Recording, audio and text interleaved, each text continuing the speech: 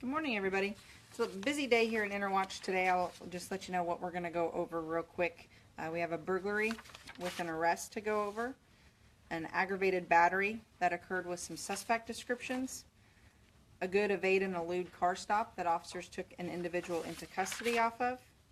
We'll talk about the winter weather coming up this weekend, the accident reporting plan, and again, something about leaving your vehicles running. So we'll go ahead and get started. First one we'll talk about today is a burglary that occurred in the 1400 block of South Santa Fe. This is under case number 17C 002703, 17C 002703. It occurred on January 12th at approximately 10:20 p.m. On January 12th at approximately 10:20 p.m., a 59-year-old male called 911 to report that two individuals were forcing entry into his residence located in the 1400 block of South Santa Fe. The suspects broke out a rear window and gained entry into his residence. A female suspect then stole some of the victim's personal property and left the residence. Officers were close by when the call came out, and when they arrived, they located a 32-year-old male and a 25-year-old female running from the residence. Officers gave chase and were able to catch both suspects. The male was also found to be in possession of some victim's property from a burglary that he reported back on January 9th. That connecting case number is 17C 001977. Again, he reported that burglary back on the 9th. Both suspects were arrested and booked for aggravated burglary, theft, and resist charges. They robbed this place twice. Burglarized. Sorry. No, you're okay. Yes, so we believe so based on this male suspect having property from that burglary on him. But yes, we do know that they broke into the individual's residence last night, and then when officers caught him, that male had property from a previous burglary a few days ago back on the 9th. So they were able to be booked for aggravated burglary, theft, and resist charges right now, and possibly more charges can come at a later time. Are either of the suspects acquainted to people living in that residence? I don't believe so, no. What was the property from the previous? I believe it was keys and just some personal property.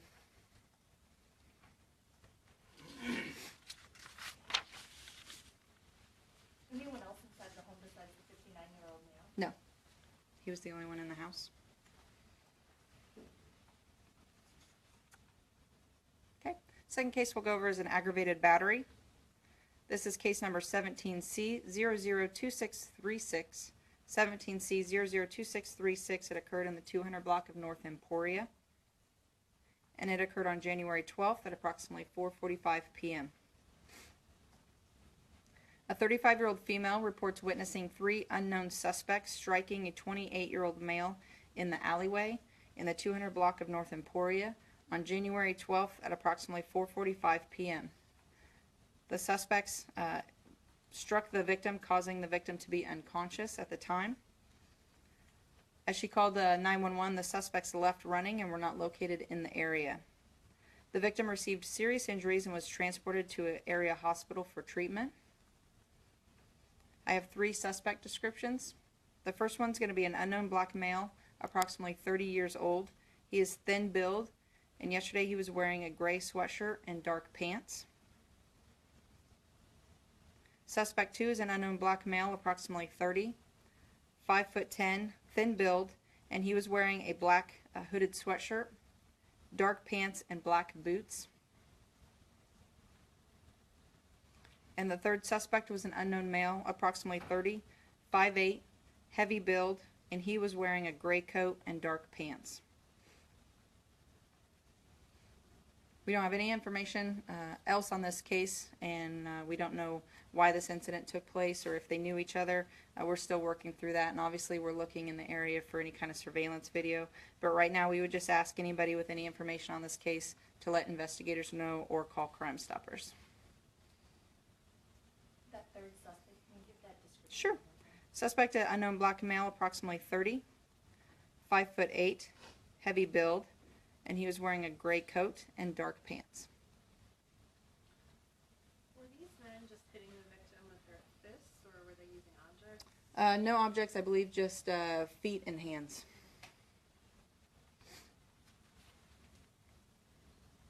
How is the condition of our victim? No update on the victim's condition today. Do you know if the victim lives in that area, or is it just? I don't know. I'm not sure where he lives at.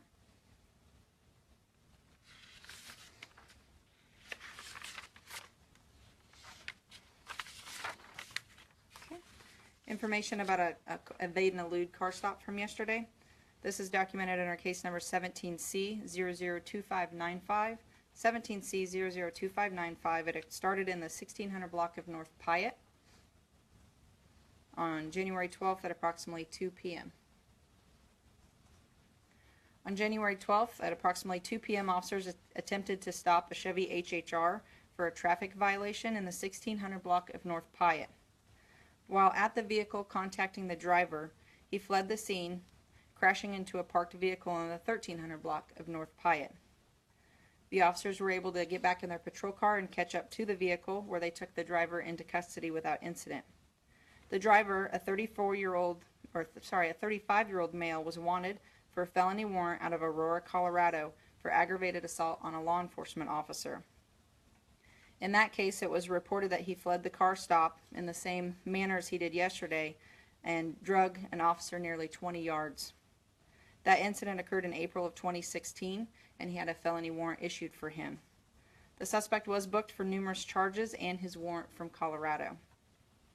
These officers did a really good job apprehending a violent felon while practicing excellent safety skills.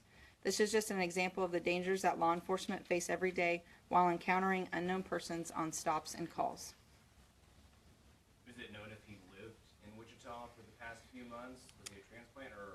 I believe so. I believe that he was here staying. I'm not sure living or staying, but he was here. Were the police aware of his warrants before they No. initiated the stop? No, they were not aware who he was or anything about him prior to the stop. What sort of traffic violation prompted the officer's attention? I believe it was just a defect equipment violation. I'm not sure exactly which one, but it was just a very minor traffic violation that they walked up on him to take care of. Mm-hmm. Is there anything new law enforcement does when they go up to a stopped car in the past few months? Any type of new training that you all implement when you go up there? What are you thinking safety-wise when you do that?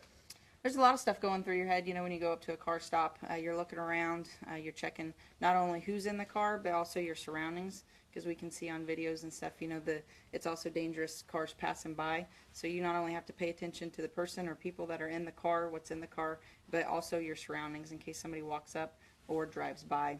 So there's a lot of stuff that's going through your mind, but again, we always do, practice the best safety practices that we can, and approach the car in that manner. Try to stay back away from the car until we can get everything that we need to do at that scene. But that's a good question.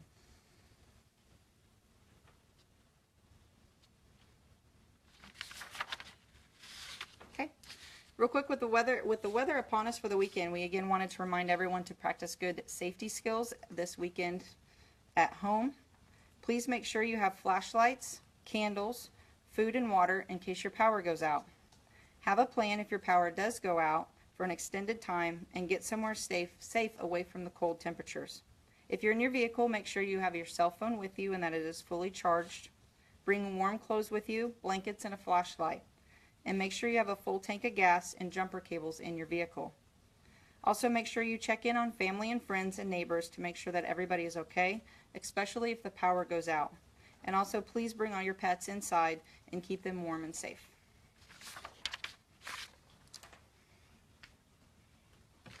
On that note, with the weather, we wanted to go over the accident reporting plan just in case it goes into effect this weekend. If the accident reporting plan is put into place anytime this weekend and you are involved in an accident, remain calm. Move your vehicles off the roadway if you can. If your car is movable, there is no injuries, no alcohol or drugs are suspected, and it is not a hit and run, please exchange personal information, vehicle information, and insurance information with the other driver. Then you can, within the next 24 hours, fill out a form online at wichita.gov. You can go to a substation between Monday through Friday, 8 a.m. to 5 p.m., or you can stop by an area Quick Trip or Quick Shop and pick up a form to fill out, which can be dropped off at any substation or city building. We will keep our community updated via our social media platforms this weekend with any pertinent information regarding streets or weather. And then finally, please do not leave your vehicles running while you are not in it. With the freezing temperatures, thieves will be looking for cars running without any occupants for an easy steal. This happens in every neighborhood, every side of town, at any time of day. Too many victims say later that they didn't think that it would happen to them, and we want to remind everybody that it definitely can.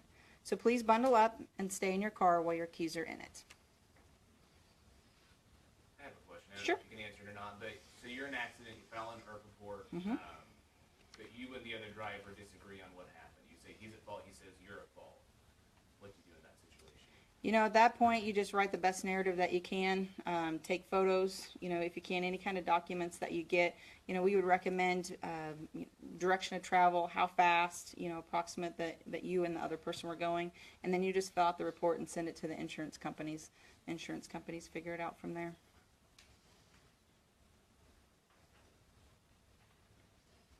Okay. Well, it's Friday the 13th, and it's a full moon, and the ice is coming. So get home, stay safe, and watch some football this weekend. Thanks, guys. Here's an unrelated Yeah. question. So we have this storm coming in. Do you have more officers that are going to be working this weekend? Are there more people on call? How does that? Yeah, we just have a specific number already in place, so it doesn't really fluctuate as far as the weather occurs, and that's one of the main reasons why we implement the ERP accident reporting plan, is because officers can then concentrate on the emergency 911 calls and then not the minor traffic accidents. We can take care of those later, so that's a huge help. ERP is a really big help when severe weather hits like this, and that keeps the officers on the street available to answer those calls. All right. Thanks, guys.